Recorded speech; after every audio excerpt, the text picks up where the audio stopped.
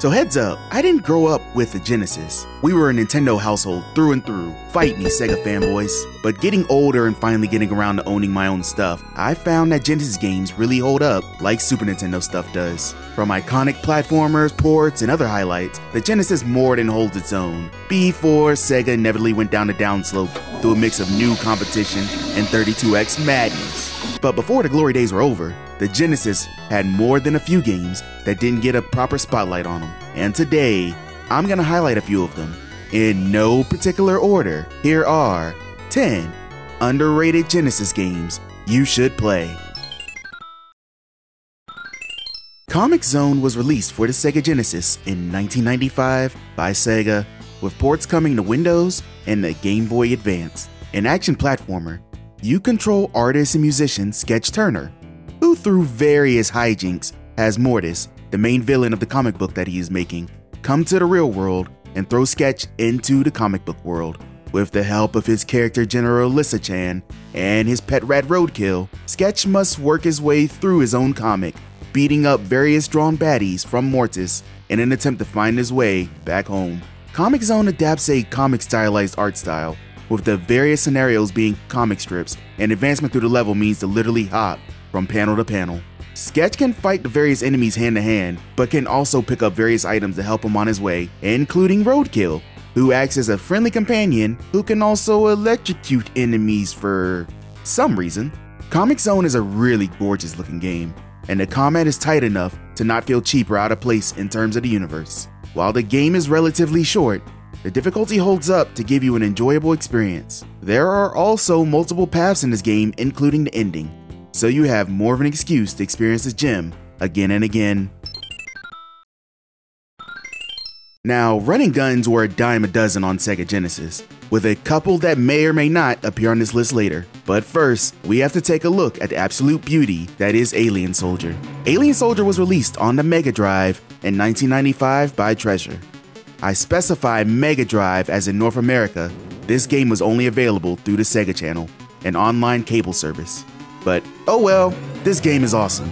You control Epsilon Eagle, an android on a mission to avenge his earlier defeat and save the planet by blowing stuff up with one weapon at a time. Alien Soldier really buckled down on the run and gun concept, with multiple types of weapons being chosen at the beginning of a level from a group and can be freely switched through during combat, including rapid fire, homing, and even a laser.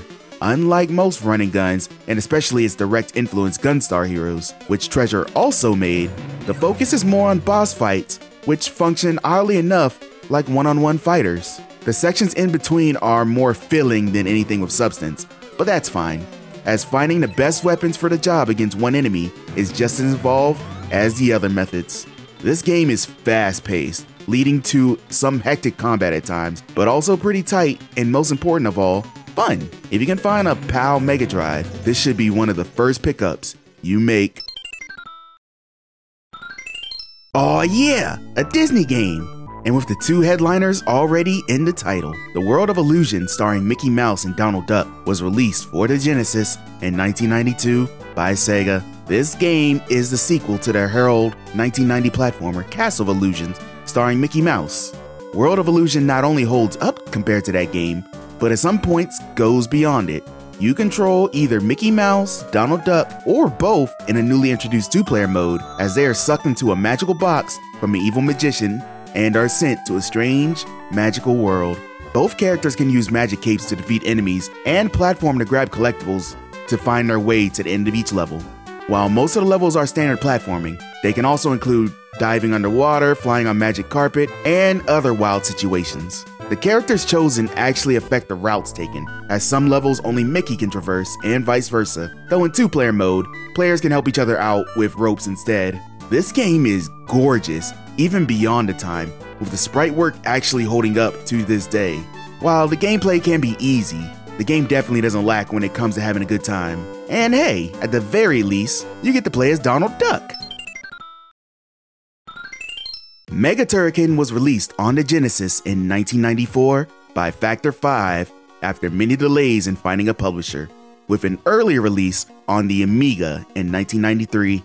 Technically the third game in the underrated Turrican series, you control Bryn Maguire, who after years of peace is rudely interrupted by the return of the Machine, along with its annoying dark forces. To protect humanity, Bryn has to again slip on the Turrican suit and let the guns fire to save the world. A running gun, Mega Turrican makes it clear straight out that you should always have your guns blazing, as enemies will come out of everywhere. Levels are large and spread out, leading to exploration being necessary to find a way to the next area, yes, but also to potentially find secrets, which can include gear and extra lives. Bryn has at his disposal 3 different firing modes, differentiated by the colored jewel pickups that represent them. Also at his disposal is the ability to use a grappling hook to help with platforming, a limited screen clearing bomb, and the ability to roll into a ball and lay bombs a la Metroid style. The gameplay is fun, with the multiple ways of defending yourself leading to different ways to play, and the bosses, while not very memorable, provide an extra challenge in between the chaos. If you have never experienced a Turrican game before, I highly recommend you start with this one. Dynamite Heady was released on the Genesis in 1994 by Treasure. A side-scrolling platformer, you control Heady, a puppet with a detachable head. Complicated, I know.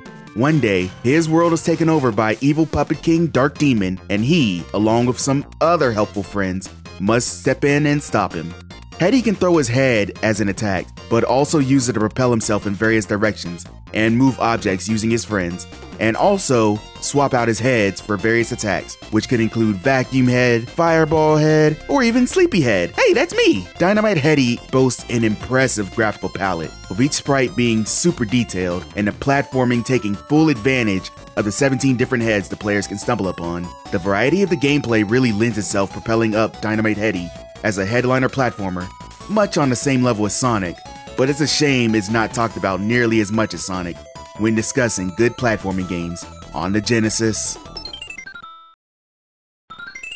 Decap Attack was released on the Genesis in 1991 by Vic Tokai and Sega. You control Chuck D. Head, as he works to defeat Demon Max Decap, with the help of his creator, Dr. Frank N. Stein, and his assistant Igor. Chuck must go through each section with a jump and a weird face-punching attack that he's used to take out enemies. Along the way, he can find a skull which functions as a weapon and a defensive tool, health upgrades to increase his maximum life, and various potions that can cause different effects such as invulnerability, power up to Chuck's attacks, and even eliminating everyone on screen. Each world is split into 3 levels, each with a boss at the end, but sometimes you'll be told you can't leave till you find a specific item. This game is pretty simple, but still holds up even among the later platformers that include many bells and whistles. It's a competent, spooky stylized platformer that you can give to anyone and they'll understand pretty quickly. This is an experience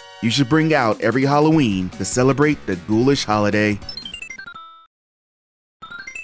X-Men 2: The Clone Wars was released on the Genesis in 1995 by Head Games. Based upon the Clone Wars arc that was running at the time in the comics, you control the X-Men in their battle against the Phalanx, a cybernetic species who aim to corrupt the entire Earth. The Phalanx's first plot is to take over Sentinel, but then moves to assimilate the entire world. The X-Men and subsequently Magneto must band together to stop this one level at a time. By one level at a time, I mean, of course, as soon as you switch on the power to your Genesis.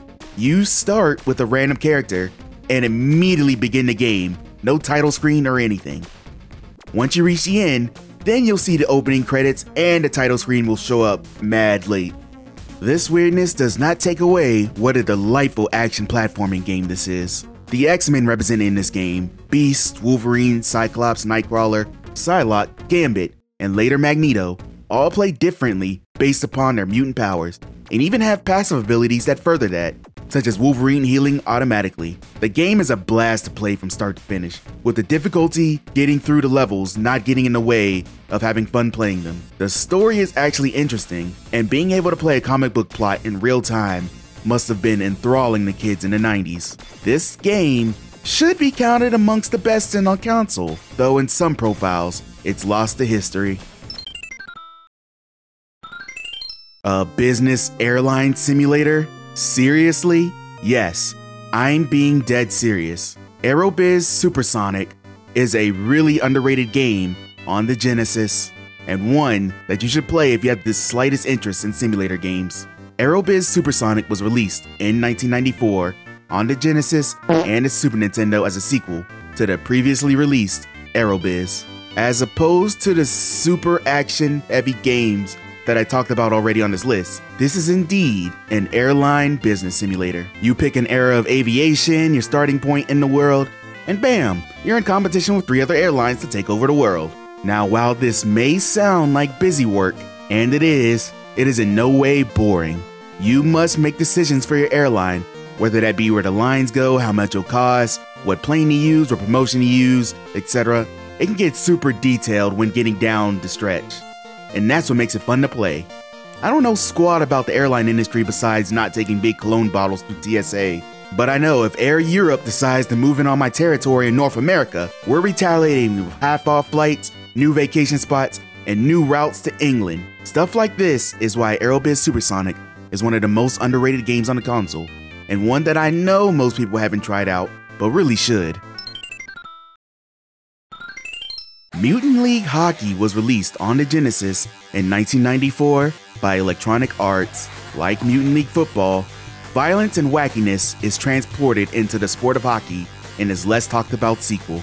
You can pick any of the made up teams that were in the previous game, though instead of the 5 different species, you only have 3 in this game, which include robots, skeletons, and trolls. At its base game, it's just hockey, but just as violent as its predecessor, which still works well as that sport is already violent. All over the ice are hazards such as obstacles and holes in the playing field that can and will claim players. Fights are still here and are made more prioritized by making it a minigame that will cause the loser to suffer more afterwards. Fans can throw weapons and obstacles on the ice, refs can be bribed, it's all just lunacy, and perfect for people who just wants to pick up and play the game and enjoy the absolute chaos. You can play single games or start and continue a season, but either way, this game deserves to be on the same level as the football version, including getting a revival. Get on that now, EA! Air Buster was released on the Genesis in 1991 by Coneco and was an arcade port that also went to the TurboGrafx-16, where it was renamed Aerobuster. You control the blaster fighter, Starship, to destroy the Machine Empire before it destroys the Earth. A horizontal scrolling shoot 'em up, the blaster fighter must be controlled to avoid enemy blasts and destroying the machines coming towards him from the right side of the screen. The fighter can be upgraded by gathering pickups dropped by destroyed enemies, though this doesn't extend to defense as the fighter is destroyed after getting hit once. This game is relatively simple, though really fun to play. While it may be easier than genre standouts like Gradius or even Hellfire, which was also on the Genesis, that doesn't disqualify it from being a visually pleasing hidden gem of a title that should be experienced for any fan of the genre. Have any other games that should be on this list? Leave them in the comments below. Hope you enjoyed the video. Please be sure to subscribe to see more. Have a good one. Bye.